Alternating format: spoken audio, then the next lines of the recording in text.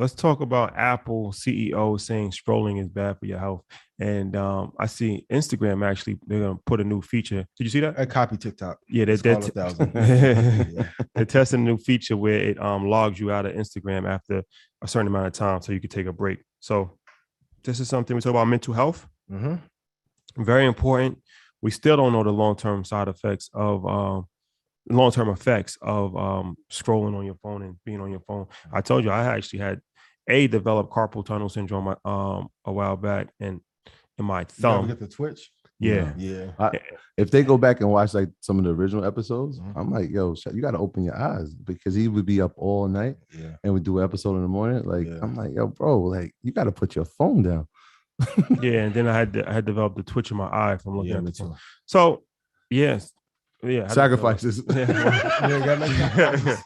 definitely. Sacrifice must be made. Yeah, like Put yes in chat. You'll get your eye back. Come Yeah, on, that's stop why I'm it. blind now. If me losing my sight is worth you going rich, put yes in chat. For real. It's twofold. I mean, we all know that, and I've been screaming to you guys, and we were talking to Charlamagne earlier about digital minimalism in that book. That's a great book. Yeah.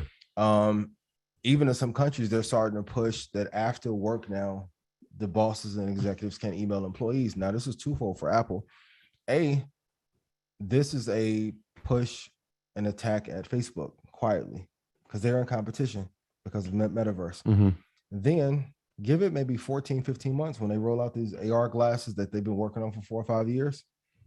They're going to make sure that the strain on your retinas isn't as heavy as when you're doing it on your phone. Yeah. So the solution is going to be better world experience, AR tied into the metaverse as a clean way to get in. Because let's be honest, most people aren't going to buy an Oculus from Facebook.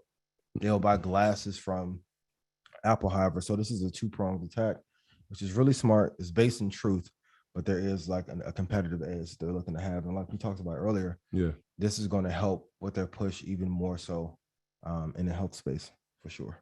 Yeah, I just pray for Shadi because he's always on his phone. Everybody is. I mean, this is the world that we live in. That's why it's like I try to detach, man.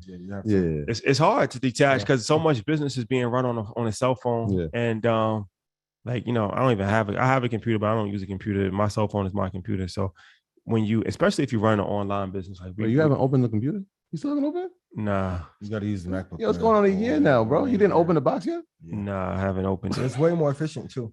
Which one?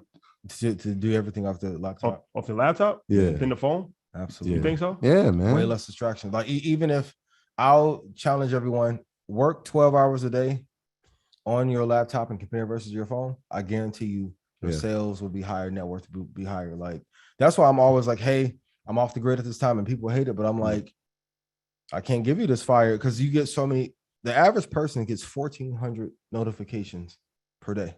Mm-hmm. It's hard to make money. And who does that benefit? You are a slave to this company. It's part of the reason why I love it. People are like, I hate Apple. I'm like, you won't get off of it.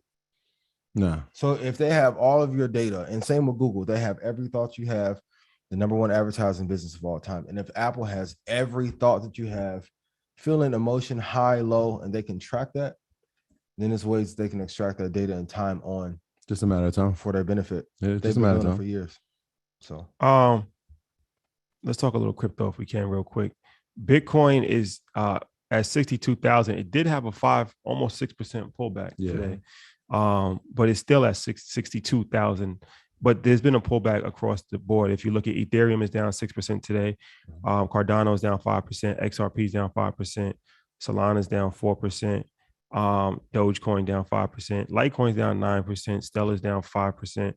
And we go down the line. So crypto is down pretty heavy today. And a lot of people that are especially new in the space, they panic when these days happen in crypto. So listen to me, and you won't have to panic as much.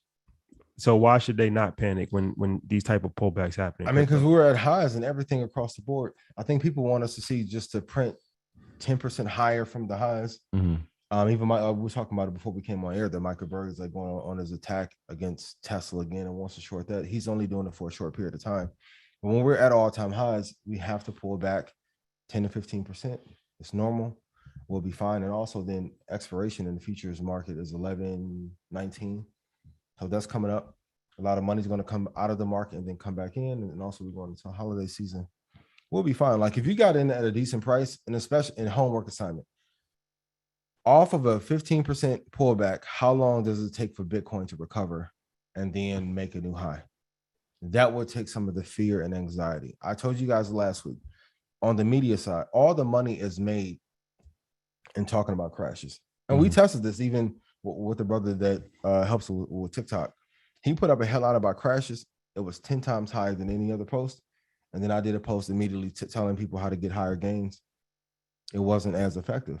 But for you, you have to understand that all the money is made. The longer you hold, the more money you'll make. And this isn't even a harsh pullback. No, this isn't. Because, I mean, they have what we call crypto winters. Yeah.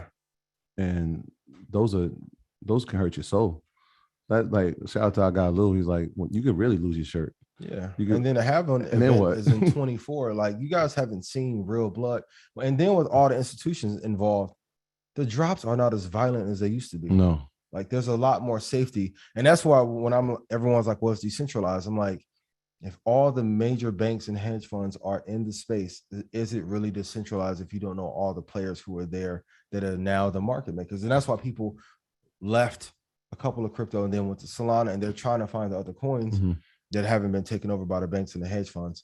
There's a small pullback. The entire market came sliding down. It'll be fine. And then they're also waiting for more positive news regarding inflation to end. So, and you know what's so crazy about crypto?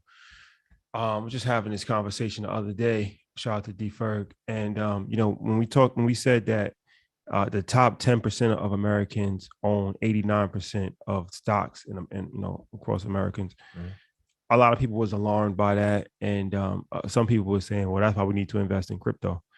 It's even worse in crypto. The top 5% of the world owns 93%. And guess crypto. what? It's not retail traders. No. It's not retail investors. At the same time, when companies was railing against this, they were buying it up like crazy. That's why I say, and we said it earlier, no one's obligated to make you rich. Please, if we are looking for investments to make our families rich, you don't think the people that are the market makers are looking to do the same thing? So they'll tell you one thing and demonize anything, right? Because we always hear Apple's no longer good, Tesla's going to fall apart. He went on Rogan and smoked weed. How could they let an executive do this, right? And they'll tell you that they're shorting it publicly and then privately buying the hell out of it. So there's a wealth gap even in crypto that people don't talk about. And that's what I was saying, even with AMC prior, GameStop, the funds weren't buying it. The people who worked at the funds were privately buying it. Yeah, we talked about that with Jamie Dimon. We were like, this outspoken up against it, outspoken Kudos against it. to JP Morgan and Jamie Dimon. We love you dearly.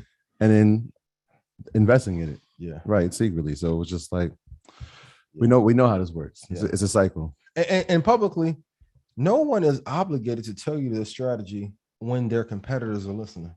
I may be the only person on earth that'll tell you everything, like, and then let you use it against me. It's not, you have to understand this is economic warfare. And especially in crypto, with the gains being so high, I talked about it when we was on stage with D Ferg and Waka, like it's a tool of liberation. So if this is a war, why would I tell you my strategy in real time? A tool of liberation. I like that. Yeah. Like that. So it's just important to keep in mind. There's a trial going on. And so again, if you haven't checked it out, I'll put the article up and maybe put it on YouTube. So there's a trial to try to figure out who the creator of Bitcoin is. They know who it is. I've been telling you. So there's a family that they're on trial now. They're saying that it's two people. Their dead relative was one and his partner who's still alive. And so they're trying to get the partner to come to the trial for the money. They're saying that the battle is over 100. It's over 1 million Bitcoins, which is the equivalent of $64 billion. And so they're saying that this is the week that we could potentially find out who Satoshi Nakamoto is. Have you seen Blacklist or Scandal? I have seen Scandal. Blacklist, I didn't. You watched that? Yeah. No, I Scandal. Yeah, Scandal. My dad used to watch Blacklist a lot. Yeah, like B613 to get to him before it makes sense. I never left it out until they want it to be known. But I gave you guys some clues before. It is Satoshi Nakamoto. Nakamoto is an entity. It's not a one person. And people are like, no, he doesn't. Trust me. Shout out to Satoshi. My graduates from my school being Forbes, bag drop. Bag drop. A mic drop, bag drop. Bag drop.